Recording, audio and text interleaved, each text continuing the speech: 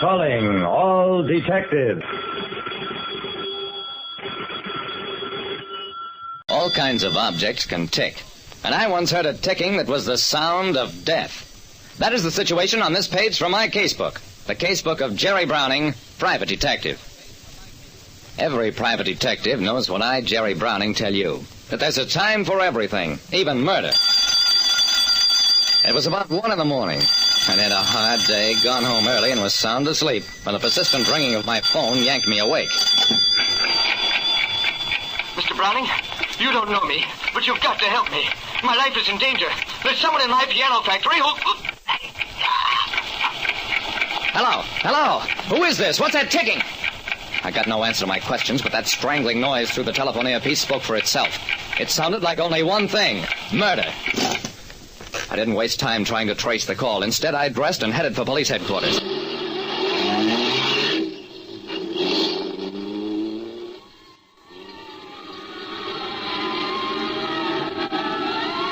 I didn't have to go all the way to headquarters. The fire engines and police cars streaking through the streets toward the Olympus Piano Factory told me which way to head.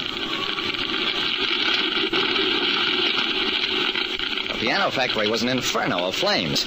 I worked my way through the fire lines, found Police Lieutenant Dawson. Jerry, what are you doing here? There's somebody in the factory. He phoned me just a few minutes ago.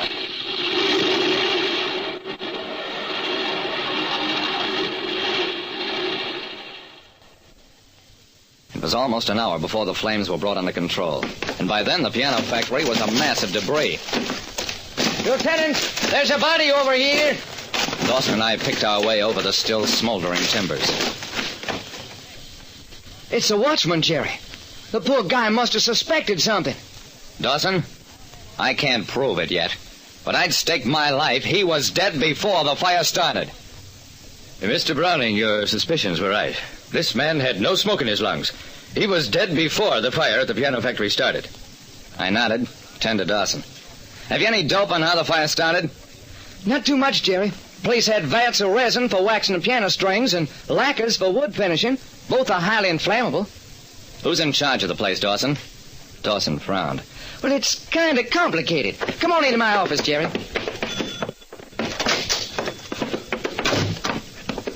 The man waiting in Dawson's office was Raymond Grant. I hurried down as soon as I heard the radio broadcast about the fire. Are you the owner, Mr. Grant? Oh, dear me, no, indeed. The Olympus Piano Company is a corporation with stockholders in all parts of the country. I was formerly executive secretary to Mr. Lawler, chairman of the board. Yeah? Why did you get fired?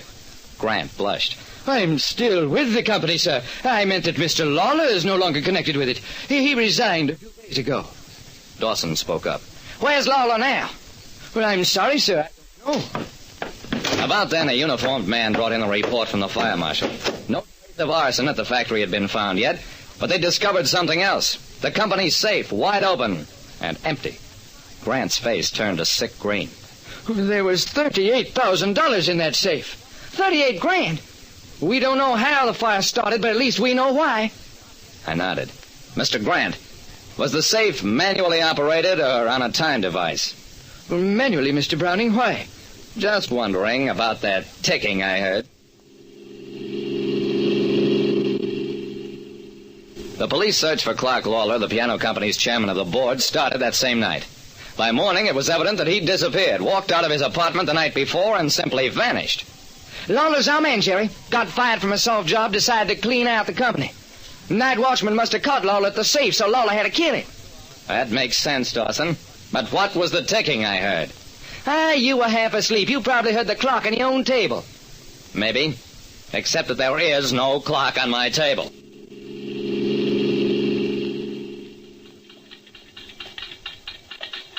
Mr. Browning, the Acme Night Patrol Service manufactures most of the clocks night watchmen use on their rounds. Our clocks record as well as tell time. No watchman worth his job would be found dead without an Acme recording clock. You don't say. Well, we found a night watchman without one, and he was dead.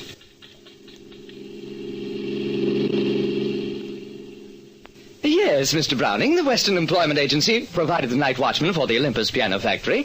He was Angus McDowell, 62, a bachelor. I understand he lived at the factory during the day. You haven't told me anything I don't already know.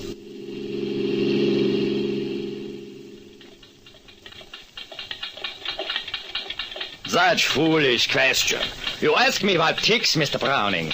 Everything ticks. Clocks, watches, gears, motors, steam pipes, keys, radios, teeth, metronomes, water faucets, firecrackers, and the braze rattling a window shutter. In my opinion, Mr. Browning, the entire universe ticks. Thanks, Mr. Vanderwaag. You told me exactly what I need to know.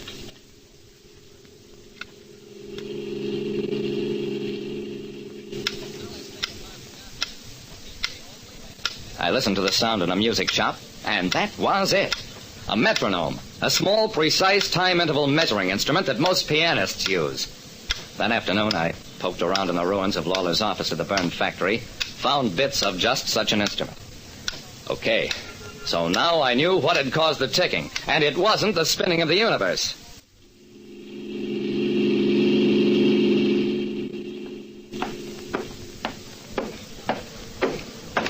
When Raymond Grant walked into Dawson's office, he acted like a bored, busy man.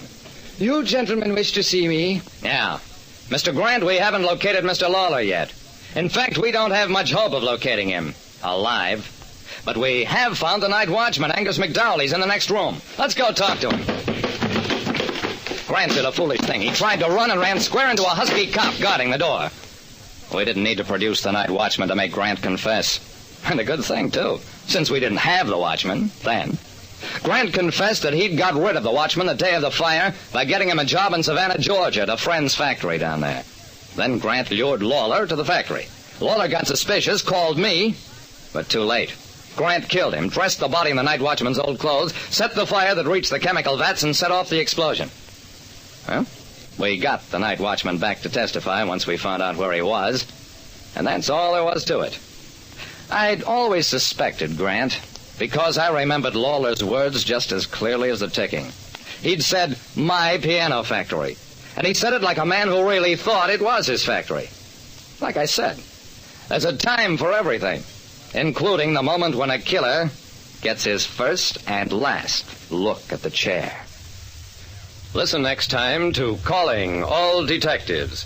Mystery drama, mystery quiz, and a chance for you to match wits with yours truly, Jerry Browning, Private Detective.